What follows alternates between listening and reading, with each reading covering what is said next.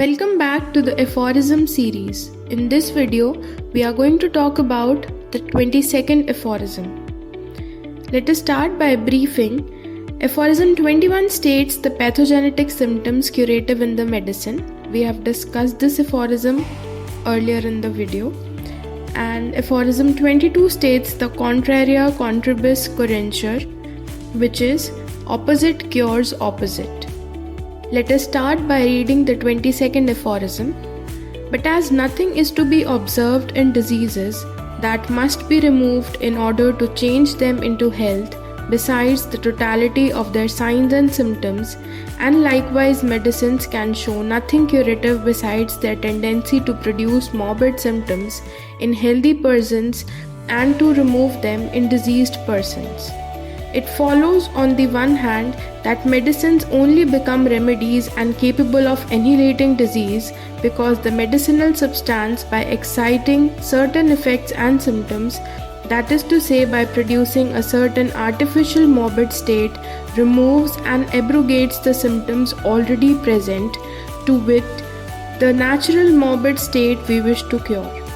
On the other hand, it follows that for the totality of the symptoms of the disease to be cured, a medicine must be sought which, according as experience, shall prove whether the morbid symptoms are most readily, certainly and permanently removed and changed into health by similar or opposite medicinal symptoms, have the greatest tendency to produce similar or opposite symptoms. अभी तक हमने law of similia पढ़ा था. Law of similia क्या है? Like cures like, यानी कि जो मेडिसिन प्रोड्यूस कर सकती है एक पर्टिकुलर सेट ऑफ सिम्टम्स, वही मेडिसिन उन पर्टिकुलर सेट ऑफ सिम्टम्स को क्योर भी कर सकती है. पर इस एफोरिज्म में डॉक्टर हेनेमन ने सिमिलर के अलावा एक ऑपोजिट टर्म भी दे दिया है कि ऑपोजिट भी यूज़ कर सकते हैं. तो हम उसके बारे में पढ़ेंगे.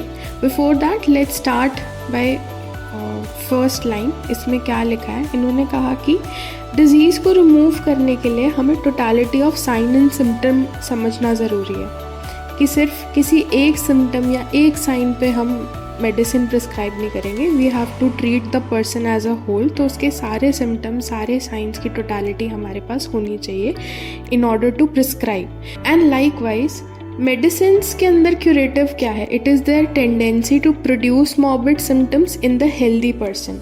किसी भी हेल्दी इंसान के अंदर एक मेडिसिन जो सिम्टम्स प्रोड्यूस कर सकती है, वही सिमिलर सिम्टम्स वो एक डिजीज्ड कंडीशन वाले पेशेंट से रिमूव कर सकती है. तो यहाँ पे ये लाइन बहुत इंपॉर्टेंट है कि हमारी मेडिसिन्स में क्यूरेटिव है क्या? It is there tendency to produce morbid symptoms in healthy persons and to remove them in diseased persons. अब हमारी मेडिसिन रेमेडी कैसे बनती है? बहुत छोटे छोटे डिफरेंसेस हैं. ड्रग से मेडिसिन, मेडिसिन से रेमेडी. ड्रग क्या है? बेसिकली ड्रग है कि आपने किसी भी रॉ मटेरियल को उठा लिया और आपने कहा कि इसके अंदर मेडिसिनल सब्सटेंस है, ये किसी चीज़ को क्योर कर सकता है. That is drug, the raw material, the crude form. अब उस ड्रग को अगर हम पोटेंटाइज कर देंगे आइदर बाय सकशन और ट्राइचुरेशन, जो हमारे पोटेंटाइजेशन के मेथड्स हैं, तो वो ड्रग मेडिसिन बन जाएगी. अब मेडिसिन को रेमेडी बनने के लिए क्या चाहिए? जब मेडिसिन को रेमेडी बनाना है हमने, तो remedy is for an individual, कि इस आदमी के लिए ये रेमेडी है. तो वो मेडिसिन रेमेडी तब बनती है जब वो केपेबल हो जाए कि किसी भी डिजीज़ को एनहिलेट कर दे एक पेशेंट के अंदर. Because the medicinal substance, by exciting certain effects and symptoms, by producing an artificial morbid state, removes and abrogates the symptoms already present. तो ये जो हमारी मेडिसिन है, ये क्या करती है? इसका क्या एक्शन है? इसका एक्शन ये है कि सपोज एक पर्सन ऑलरेडी इल है, तो ये मेडिसिन क्या करेगी? एक आर्टिफिशियल मॉर्बिड स्टेट ले आएगी उस पेशेंट के लिए. अब जब वो आर्टिफिशियल मॉर्बिड स्टेट उस पेशेंट में होगी, इंड्यूस कर दी जाएगी, तो जो उसकी नेचुरल स्टेट है वो ऑटोमेटिकली क्योर हो जाएगी. राइट? जब वो ऑटोमेटिकली क्योर हो गई तो अब बची क्या? जो मॉर्बिड स्टेट हमने आर्टिफिशियली इंड्यूस की थी. और कुछ टाइम पीरियड के बाद वो आर्टिफिशियल मॉर्बिड स्टेट अपने आप क्योर हो जाएगी, क्योंकि हमने अपनी वाइटल फोर्स को वापस से बूस्ट कर दिया होगा तब तक. राइट? तो यहाँ पे ये जो डॉक्टर हेनेमन ने हमें समझाया कि हमारी मेडिसिन कैसे क्योर करती है, कैसे इफ़ेक्ट करती है, कैसे रेमेडी बनती है, ये बहुत इम्पॉर्टेंट है। इसी बात को बड़े सर ने अपनी book treasures of doctor Prafull Vijayakar में बहुत सिंपलिस्टिकली समझाया है कि we must understand we are helping the body to cure, we are not curing. हम क्योर नहीं कर रहे, हम सिर्फ बॉडी को हेल्प कर रहे हैं कि वो खुद को क्योर कर सके, क्योंकि हमारी इम्यूनिटी रिस्टोर होनी चाहिए। अगर हम कोई एक्सटर्नल एजेंट बॉडी में डालेंगे और कहेंगे कि वो एजेंट हमारी हेल्प करे, तो हमारी इम्यूनिटी तो कहीं ना कहीं सप्रेस हो रही है ना। एंड हमें अपनी इम्यूनिटी सप्रेस नहीं करनी, हमें उसे ताकतवर बनाना है। So that is the role of vital force and that is the role of homeopathic medicine. On the other hand, it follows that for totality of symptoms of disease to be cured, a medicine must be sought. अब एक medicine decide करनी है हमने। अगर हमें totality of symptom को cure करना है या किसी भी डिजीज़ को क्योर करना है, तो हमें एक मेडिसिन भी तो चूज़ करनी होगी। वो मेडिसिन कैसे चूज़ करेंगे? It has to be dependent on the tendency. जो जिस भी मेडिसिन की ग्रेटेस्ट टेंडेंसी होगी आइदर टू प्रोड्यूस सिमिलर और ऑपोजिट सिम्टम, वही मेडिसिन हम चूज़ करेंगे। अब यहाँ ऑपोजिट कैसे आता है, ये ऑपोजिट वर्ड कैसे आया वो समझते हैं। तो हम दो एग्जाम्पल्स लेते हैं। सपोज पहला एग्जाम्पल है, if a person is experiencing symptoms of nausea, fatigue and headache. 3 चीज़ें लेकर आपके पास पेशेंट आया जिसमें वो बोल रहा है कि उल्टी जैसा मन हो रहा है, थकान हो रही है और सिर दर्द हो रहा है। अब इसमें आप क्या मेडिसिन प्रिस्क्राइब करोगे या क्या रेमेडी सोचोगे?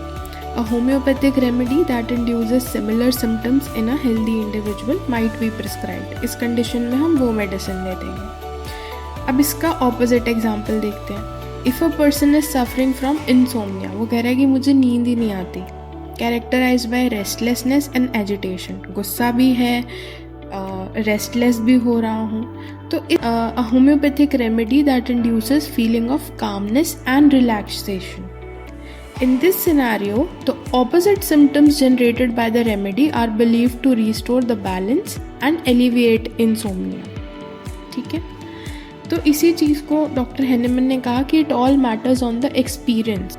Dr. Henneman further says that experience will teach us whether the medicine that produces similar symptoms are able to cure quickly or the medicine that produces opposite symptoms are more effective in providing a rapid and permanent cure. According as experience shall prove whether the morbid symptoms are most readily, certainly and permanently removed and changed into health by similar or opposite medicinal symptoms.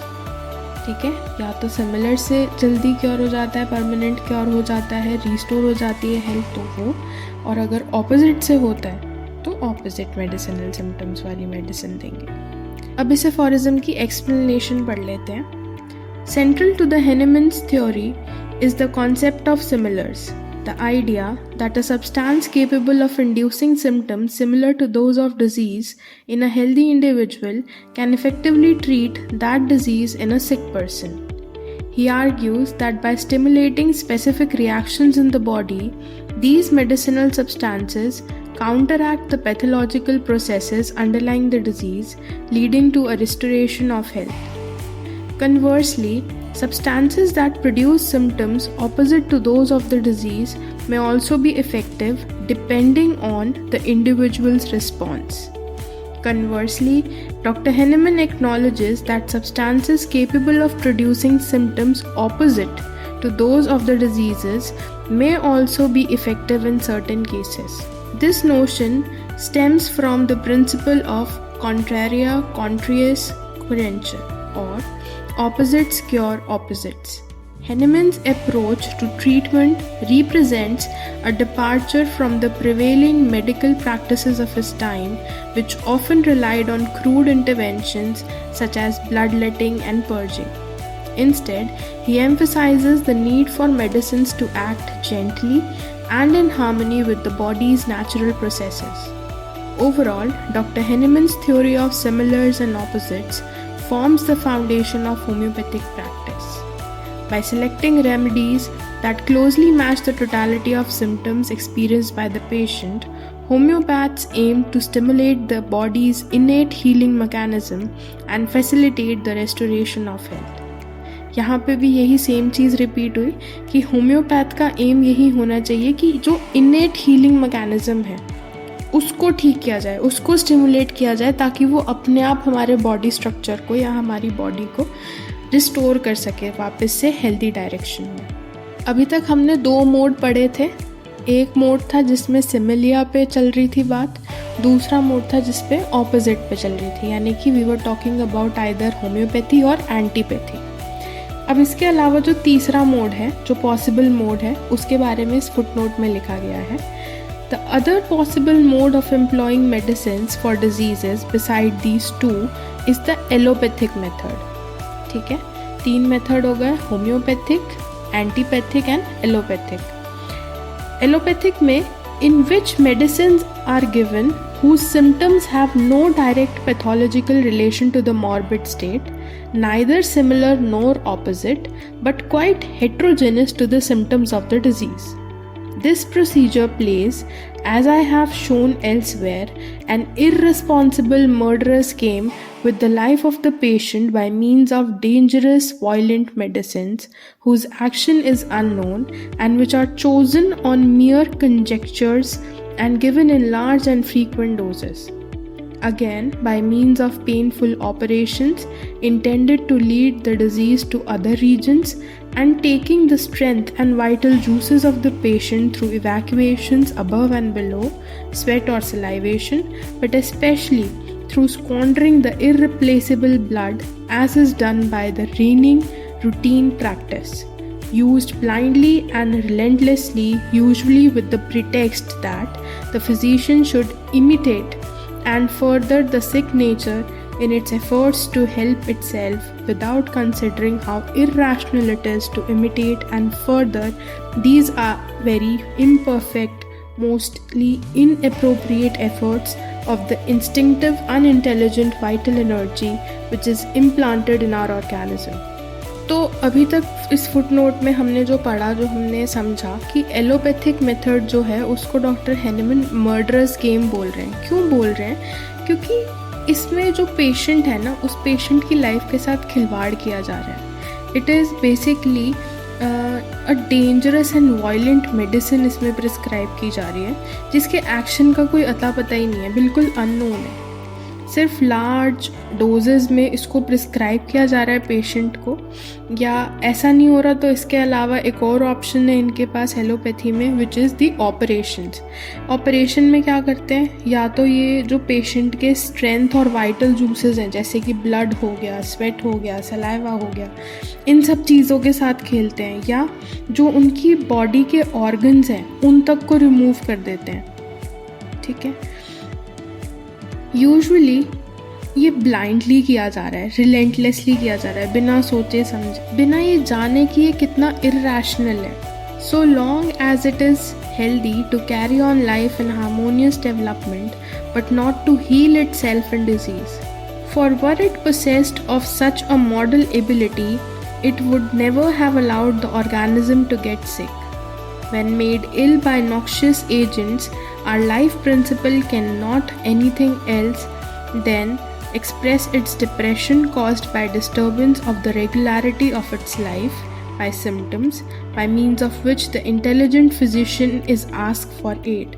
If this is not given, it strives to save by increasing the ailment, especially through violent evacuations, no matter what this entails, often with the largest sacrifices or destruction of life itself. For the purpose of cure, the morbidly depressed vital energy possesses so little ability worthy of imitation, since all changes and symptoms produced by it in the organism are the disease itself. What intelligent physician would want to imitate it with the intention to heal if he did not thereby sacrifice his patient? इस footnote में doctor हैनिमन ने कहा है कि ये चीज़ तो obvious है कि जब हम बीमार होते हैं, व्हेन वी आर सिक, हमारी वाइटल फोर्स या जो लाइफ प्रिंसिपल है हमारी, वो डिप्रेस हो जाती है। The energy, the thermodynamic energy system which is present in our body gets depressed. और ये जो यूज़ ऑफ एलोपैथिक मेडिसिन है इस वाइटैलिटी को और डिक्रीज़ कर देती है। ये चीज़ आपने बहुत फ्रीक्वेंटली एक्सपीरियंस की होगी कि जब भी कभी हल्का बुखार भी आता है या कोई भी एक्यूट इलनेस आती है और आप उसके लिए एंटीबायोटिक लेते हैं तो it takes a longer period to cure rather than अगर आप होम्योपैथिक मेडिसिन लें। जब आप एलोपैथिक मेडिसिन लेते हैं या कोई भी एंटीबायोटिक लेते हैं तो वो एक बहुत लंबे समय तक आपकी एनर्जी को लो रखता है, मुंह में बैड टेस्ट देता है, इंडाइजेशन हो सकता है। ये बहुत फ्रीक्वेंट चीज़ें होती हैं after taking an antibiotic. The infection goes away but the body does not still feel fit, right? तो उस चीज़ को, उस वाइटैलिटी को लूज़ कर देते हैं आप आफ्टर टेकिंग दैट एंटीबायोटिक। हमारी मेडिसिन ये बोलती है या डॉक्टर हैनेमन ये बोलते हैं कि that vitality should not be लूजन, उसको हमें रखना है, हमने उसी को तो बूस्ट करना है। हमारी जो लाइफ प्रिंसिपल है हमें उसी को तो बूस्ट करना है ताकि वो लड़ सके। जब हम देखते हैं कि किसी पेशेंट को होम्योपैथिक मेडिसिन दी गई तो सबसे पहला चेंज हम उसकी वाइटैलिटी में देखते हैं कि हाँ, the patient is feeling energetic, he is feeling better, कि हम उसके वाइटल सिम्टम्स को इम्प्रूव कर पा रहे हैं। ये हमारा फर्स्ट साइन ऑफ क्योर होता है, राइट? पर इसी का ऑपोजिट अगर हम देखें कि हमने अगर पेशेंट को एलोपैथिक या एंटीबायोटिक या एंटीपायरेटिक मेडिसिन दी तो patient starts to lose that vitality, जो कि एक गलत साइन है। इस फुटनोट का एक्सप्लेनेशन पढ़ लेते हैं। Dr. Henneman criticizes what he refers to as allopathic method of treatment, contrasting it with the principles of homeopathy. Allopathy, according to Dr. Henneman, involves administering medicines that do not have a direct pathological relationship to the disease's symptoms, meaning they are neither similar nor opposite to the symptoms experienced by the patient. He describes this approach as a murderous game that recklessly endangers the patient's life by using potent and often harmful substances based on mere conjecture without fully understanding their effects. Furthermore, Henneman condemns the allopathic practice of resorting to painful and invasive procedures such as surgeries and aggressive evacuations like sweating, salivation, or bloodletting. He argues that these interventions, instead of aiding the body's natural healing process, weaken the patient by depleting their vital energies and bodily fluids. He argues that the vital energy, when disturbed by noxious agents, expresses its distress through symptoms and seeks assistance from the physician. That's all in the video. Thank you for watching.